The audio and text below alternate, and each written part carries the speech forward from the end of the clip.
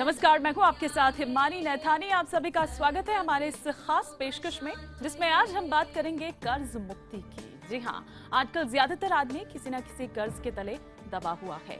ना चाहते हुए भी वो कर्ज लेने को मजबूर हो जाता है, लेकिन जब कर्ज लौटाने की बात आती है तो वो व्यक्ति को भारी पड़ता है और उसकी पूरी जिंदगी कर्ज चुकाते चुकाते यूं ही खत्म हो जाती है।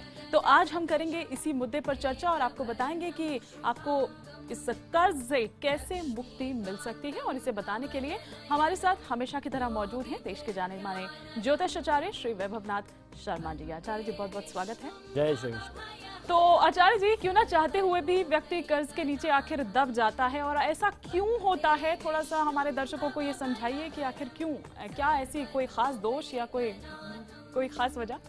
जी बिल्कुल, देखिए कर्ज के कई सारे कारण ज्योतिष शास्त्र में बताए गए हैं, लेकिन उनमें बहुत ही प्रमुख है बृहस्पति यानी गुरु ग्रह बृहस्पति का संयोग।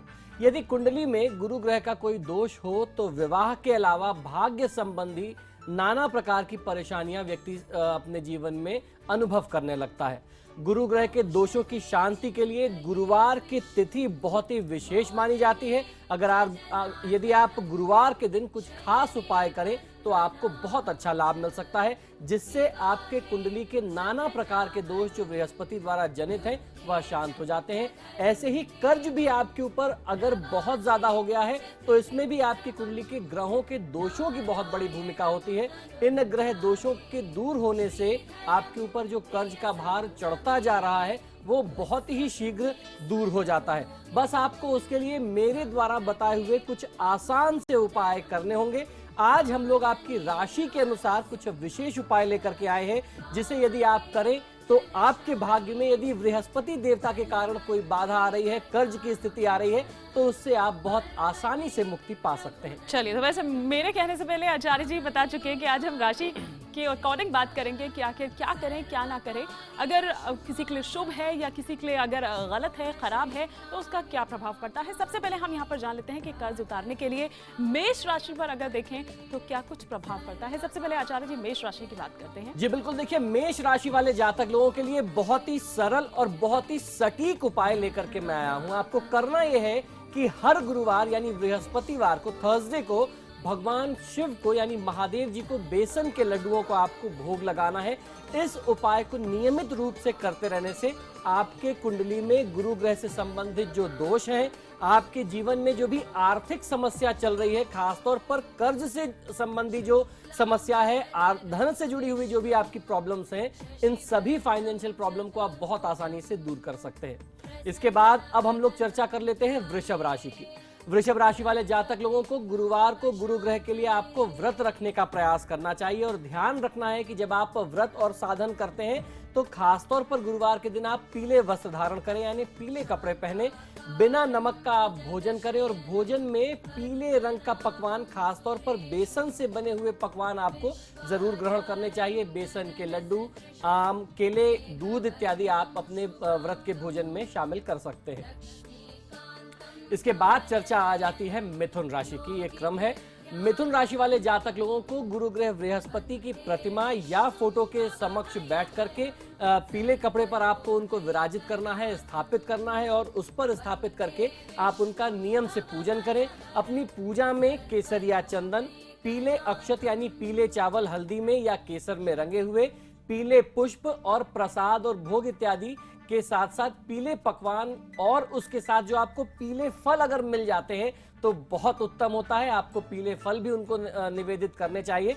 तो इस विधि से अगर मिथुन राशि वाले जातक लोग कुछ समय नियम से भगवान विष्णु की पूजा आराधना करते हैं तो निश्चित मानिए आपके जीवन में जो भी आर्थिक समस्याएं चल रही हैं, खासतौर पर कर्ज की स्थिति यदि बहुत ज्यादा गंभीर हो गई है, तो धीरे धीरे आप अनुभव करेंगे कि भगवान विष्णु की कृपा से कर्ज में आपके कमी आने लगी। चलिए, तो मेष राशि, वृषभ राशि और मिथुन राशि जातक जो हैं उनको क्या करना चाहिए कर्ज से मुक्ति के लिए उपाय, खासतौर पर आज का ये दिन, गुरुवार का ये दिन आचार्य जी ने हमें यहाँ पर बताया। आगे हम बढ़ेंगे कर्क राशि की ओर, लेकिन उससे पहले आचार्य जी, कुछ लोग ऐसे भी हैं क्योंकि एक सन साइन हुआ, एक मून साइन हुआ, बहुत से लोग कंफ्यूज थोड़े से हो जाते हैं और उनको नहीं समझ आता क्या। कुछ लोग नाम से ही मान लेते हैं कि नाम ये है तो राशि ये होगी। तो जनरल अगर हम बात करें तो जिनके लिए अगर शुभ देखें तो उन पर क्या प्रभाव पड़ता है? देखिए हम लोग जब बात करते हैं राशि अनुसार किसी भी उपाय की, तो हम लोग वैदिक शास्त्र के अनुसार आपकी जन्म कुंडली से चंद्र राशि की ही बात करते हैं, क्योंकि हमारी जो वैदिक एस्ट्रोलॉजी है,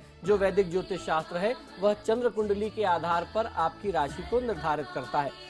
इसके अलावा बहुत सारे ऐसे लोगों को भी मैं जानता हूं, आपने बहुत अच्छी बात कही कि जिनकी आदत होती है वो 3 तरीके से अपना राशिफल देखते हैं। वो अपनी चंद्र कुंडली भी देखते हैं, वो अपनी सनशाइन जिसको वेस्टर्न एस्ट्रोलॉजी मानता है उसको भी देखते हैं, और अपनी डेट के हिसाब से जो प्रिडिक्शन होता है उसको भी देखते हैं। तो ऐसे में आपको जो सूट करता हो, जिससे आपको संतुष्टि मिलती हो, आपको उस हिसाब से काम करना चाहिए। लेकिन सबसे ज्यादा प्रमुख और सबसे ज्यादा लाभकारी आपकी चंद्र राशि द्वारा किए गए उपाय ही होते हैं, इसको आपको जरूर मानना चाहिए। चलिए, तो यानी कि मून साइन जो यहाँ पर आचार्य जी ने हमको बताया, क्योंकि कुछ लोग कुंडली के फेर में बहुत पड़े रहते हैं, तो कुछ लोग ऐसे भी हैं जो पूरा न्यूज़पेपर चाट लेते हैं, लेकिन तब भी उनको एक संतुष्टि जो कह सकते हैं वो नहीं मिल पाती है। चलिए बढ़ते हैं अगली राशि की ओर, कर्क राशि जो है, और मैं भी जानने के लिए बहुत ज्यादा उत्सुक हूँ कर्क राशि के बारे में। तो कर्क राशि के लिए आप क्या कहेंगे?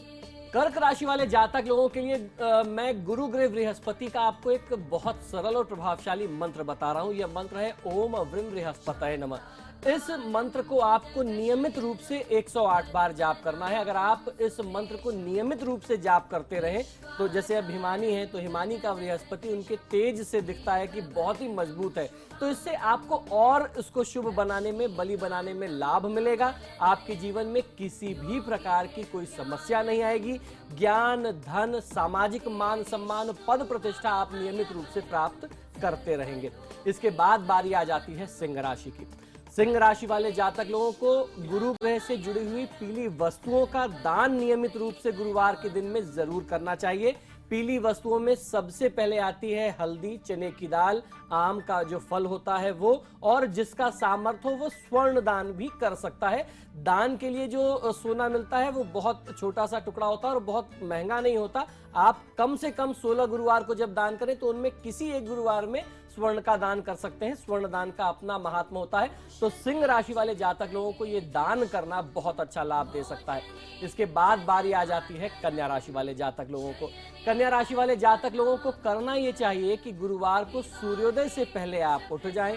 स्नान के बाद भगवान विष्णु के समक्ष आप एक देसी घी का दीपक जला लीजिए। इसके बाद आपको पूरे भावना के साथ विष्णु सहस्त्रनाम का पाठ करना है, और ये नियम आपको गुरुवार से आरंभ करके यदि संभव हो जाए तो कम से कम 45 दिन जरूर करना चाहिए। अगर आप 45 दिन नहीं कर पाते हैं तब आप गुरुवार के गुरुवार करें।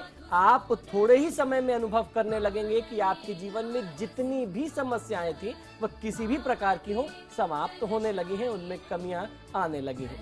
इसके बाद बारी आ जाती है तुला राशि की। तुला राशि वाले जातक लोगों को गुरुवार की तिथि में संध्या के समय में केले के वृक्ष के समीप या केले के वृक्ष के नीचे बैठ करके आपको दीपक जलाना है देसी घी का, और वहां पर केले के वृक्ष की आपको पूजा करनी है, और लड्डू या फिर बेसन से बनी हुई कुछ मिठाइयों का आपको नैवेद्य समर्पित करना है। यह आपके लिए बहुत ही लाभकारी होगा। इसके बाद वृश्चिक राशि की बात आती है। गुरुवार की विशेष पूजा आपको जरूर करनी चाहिए, और उस विशेष पूजा के बाद स्वयं के अपने मस्तक पर आप केसर का तिलक धारण करें। यदि केसर का तिलक आप नहीं लगा पा रहे हैं तो हल्दी का तिलक भी आप लगा सकते हैं।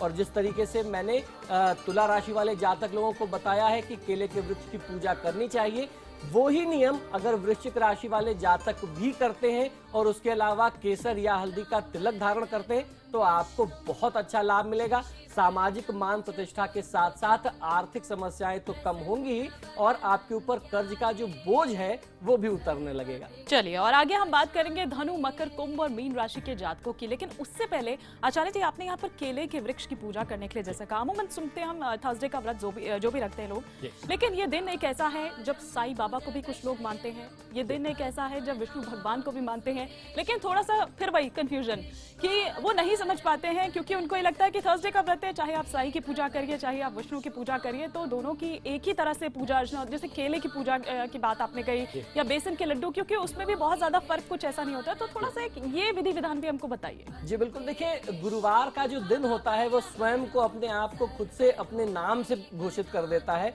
उसका अर्थ स्पष्ट है कि वह गुरु का वार है।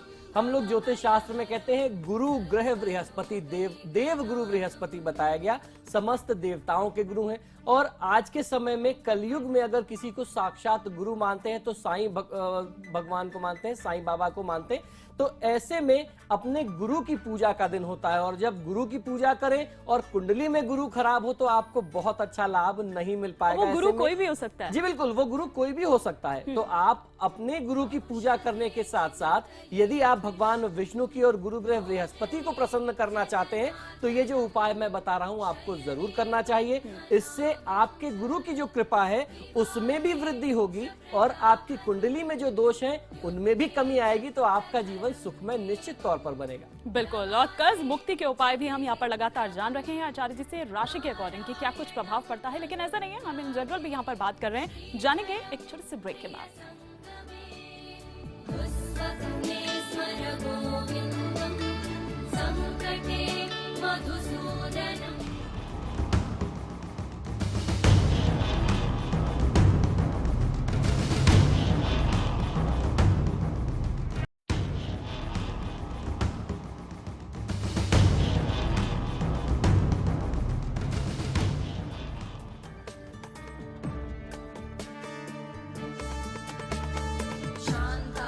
ब्रेक के बाद एक बार फिर से आप सभी का स्वागत है। आप देख रहे हैं हमारी खास पेशकश, जिसमें आचार्य वैभव नाथ शर्मा जी हमको यहाँ पर बता रहे थे कि राशि के मुताबिक कर्ज मुक्ति के क्या हैं उपाय। तो चलिए हम आचार्य जी से यहाँ पर जान लेते हैं। आचार्य जी, बाकी राशियों की अगर बात कर ले फटाफट से, धनु, मकर, कुंभ और मीन, तो इन पर क्या प्रभाव?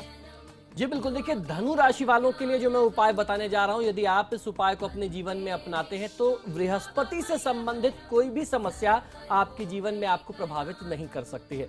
आपको करना यह है कि विशेष तौर पर गुरुवार की तिथि में अपने माता पिता एवं अपने गुरु के चरण स्पर्श करके आप उनसे आशीर्वाद प्राप्त करें, और उसके साथ साथ आपको विष्णु सहस्त्रनाम इत्यादि का पाठ जरूर करना चाहिए। अगर विष्णु सहस्त्रनाम का पाठ करने में आपको कठिनाई आती है तो विष्णु चालीसा का नियमित रूप से भी आप प्रयोग कर सकते हैं। इन उपायों को करने से धन संपत्ति या आपके दाम्पत्य जीवन में अगर कोई बाधा आ रही है, विवाह में अगर कोई विलंब हो रहा है, या फिर इसके अलावा भाग्य संबंधी कोई भी बाधा है, कोई भी विघ्न है, तो वो दूर अवश्य हो जाएंगे।